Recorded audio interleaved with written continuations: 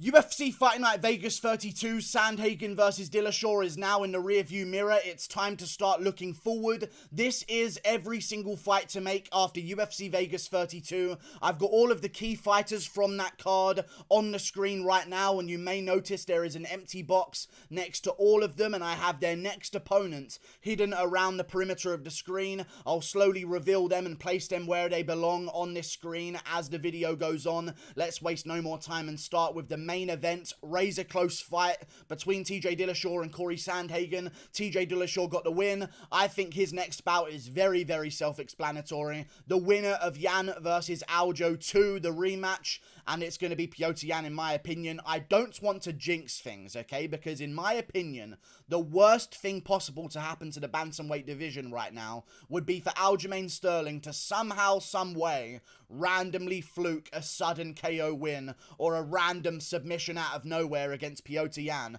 I do believe that Yan will beat Aljo in the rematch. It's just been announced for October 30th, I believe, so TJ won't be waiting too long, and also he should kind of be happy that there's going to be a little bit of a delay because he does have that cut over his eye and some injuries that he sustained in the fight. Petr Yan, TJ Dillashaw, if Yan does beat Aljamain Sterling, basically just the winner of Yan versus Sterling 2 will be taking on TJ Dillashaw for the title shot. I know some people were very angry at the idea of TJ ever getting a title shot again. He came back in there after so many years off with a bad ACL, a pre-existing cut over his eye, and he beat the top contender in the bantamweight division, Cory Sandhagen, outside of the guys that are now fighting for the belt in Yan and Aljo. Either way, I think TJ Dillashaw has definitely earned his title shot here. I don't really see anyone else that could earn the title shot over him. I know some people said that maybe they should do Dillashaw versus Rob Font. I feel like Rob Font should maybe take on the winner of Jose Aldo versus Pedro Munoz.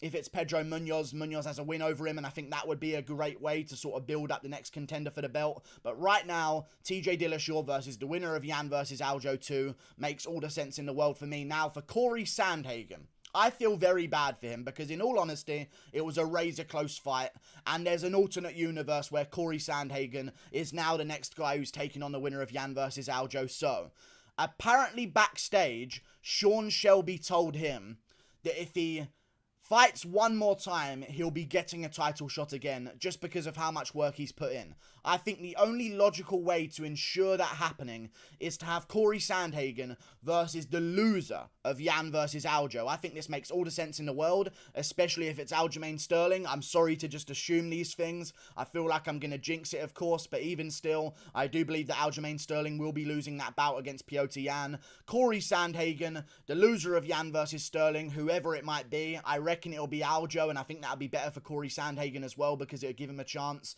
to maybe redeem himself for that embarrassing loss that he had not too long ago. He went on a win streak, beat Frankie Edgar, beat Marlon Moraes, razor close fight with TJ Dillashaw. I don't believe that Cory Sandhagen deserves to be thrown back to get another win streak together, to then maybe get a title shot after 2 more amazing wins over top 5 bantamweight contenders. He showed that he's championship level in that bout with TJ Dillashaw, and I think Cory Sandhagen should look for the loser of Yan versus Aljo. I think that makes all the sense in the world. Maybe at the end of the year, maybe early next year when he comes back against the loser. It depends how much the loser takes in terms of damage in that title fight coming up soon. Those are the matchups I want to see. Moving on to some other fights on the card. Adrian Yanez got himself a performance bonus against Randy the Zohan Costa, and Adrian Yanez, after a very dangerous first round, came out there in the second and put Randy Costa away. I think the next fight for Adrian Yanez should be Ricky Simone in the bantamweight division. A lot of people have been talking about Ricky Simone recently because, of course, he put himself forward to maybe take on Sean O'Malley, but he couldn't make 135 pounds on short notice, so the fight never ended up happening. Adrian Yanez, Ricky Simone, 2 guys unranked in the bantamweight division, going to be around the same area. I think it's about time we learn how good Adrian Yanez's grappling is, because we haven't really seen it tested yet, and I think it's about time we learn how good Ricky Simone's stand-up is as well. I think this is a great matchup to determine what both guys have, because they sort of haven't shown off what each other can bring to the table against themselves. Adrian Yanez needs to show that he can compete against a decent grappler. Ricky Simone needs to show that he can compete against a good striker. Of course, last time he fought a good striker, he fought Rob Font, and Rob Font beat him pretty convincingly in the later rounds of that fight. I think Adrian Yanez versus Ricky Simone is a great matchup to make. Ricky Simone's going to be looking for a bout real soon, and Adrian Yanez apparently wants to turn around in September, so I say put them on the September pay-per-view as the opener of the prelims. Adrian Yanez versus Ricky Simone. Let's get it going straight away. Adrian Yanez, Ricky Simone. I think it makes all the sense in the world. The winner of that one can get maybe the number 15 spot in the bantamweight division. Arguably, Ricky Simone should be ranked already and maybe should be getting a ranked opponent. I just don't see it happening, so why not make this matchup here? I think it's a great one. Moving on to another guy who won in the co-main event, Raulian Paiva. He did not win. He got a draw.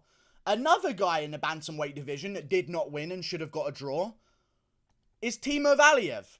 So let's match up these absolute gifted cunts together. Raulian Paiva, Timo Valiev. I think it's a great matchup. They're both going to be similarly ranked in the bantamweight division. I mean, Raulian Paiva has now a win, even though it's completely an incorrect decision, has a win over Kyler Phillips, who was ranked in the bantamweight division. So, I think both of these guys just floating outside the top 15.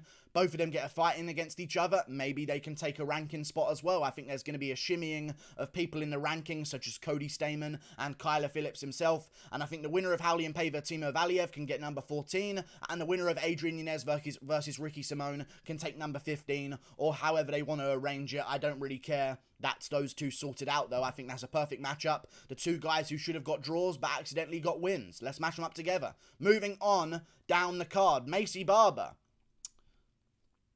shouldn't even fucking be on this video, because she probably would have been cut if she lost.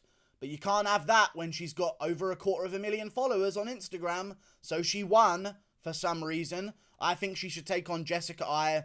She called out Jessica Ai. They're both intolerable. I'd say Maycee Barber, Jessica Ai.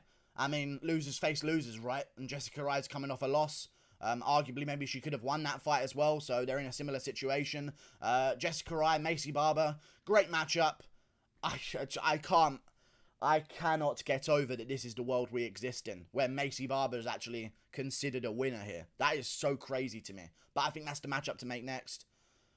Fucking let's move on before I lose my shit. Mickey Gall got a big win on the prelims of UFC Fight Night Vegas 39. I think his next matchup should be, and he called this man out as well in his post-fight speech, I think a great next matchup for Mickey Gall could potentially be Carlos Condit in that division. They were scheduled to fight each other before, which I always like the idea of in terms of matchmaking fights again, because if they signed to fight each other before, it means they both like the style matchup. They're both willing to fight each other. It's not like you're going to get into negotiations about the fight and all of a sudden one guy doesn't really want to do it anymore. I say Mickey Gall, Carlos Condit. It was booked before. Let's book it again. November pay-per-view in New York. That's where Mickey Gall's from, New Jersey. He's around that area, so I think he's going to probably want to be on that card. He mentioned wanting to be on that card. Let's open up the prelims with Mickey Gall versus Carlos Condit on the November pay-per-view.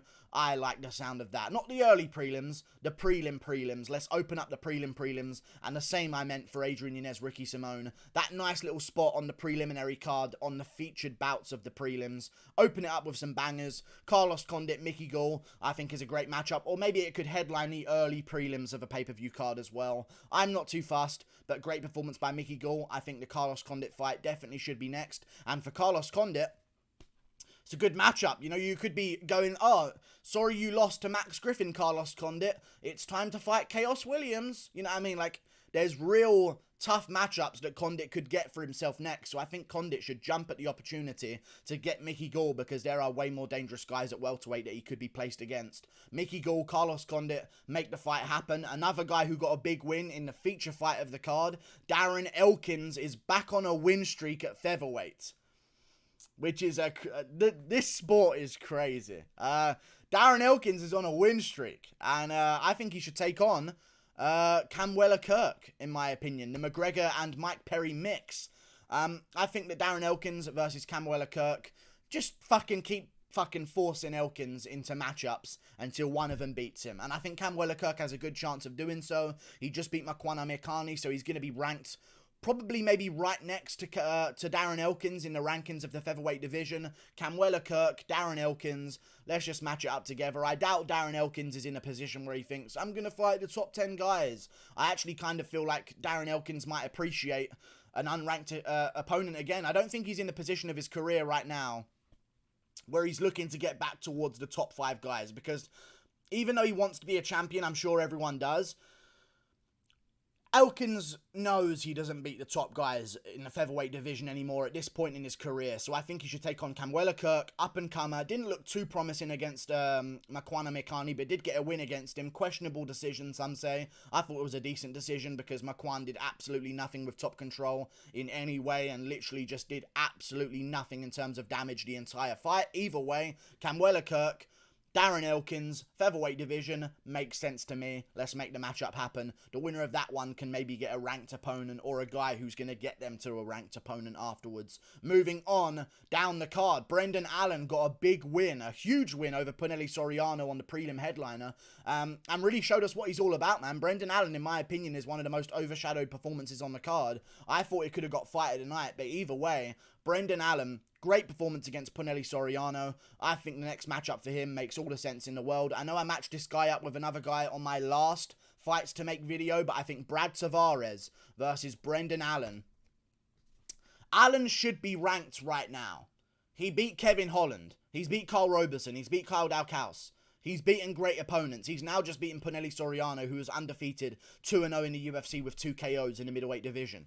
Brendan Allen, Brad Tavares. It's time for a ranked opponent for Brendan Allen. Let's make it happen. And Brad Tavares is again in a position right now on a bit of a, I think he's on a 1-fight win streak right now. He needs 1 more before he jumps up the division and starts to call out some top 10 guys. Brad Tavares, Brendan Allen. I wouldn't even mind if Brendan Allen got ranked 15 because of this win.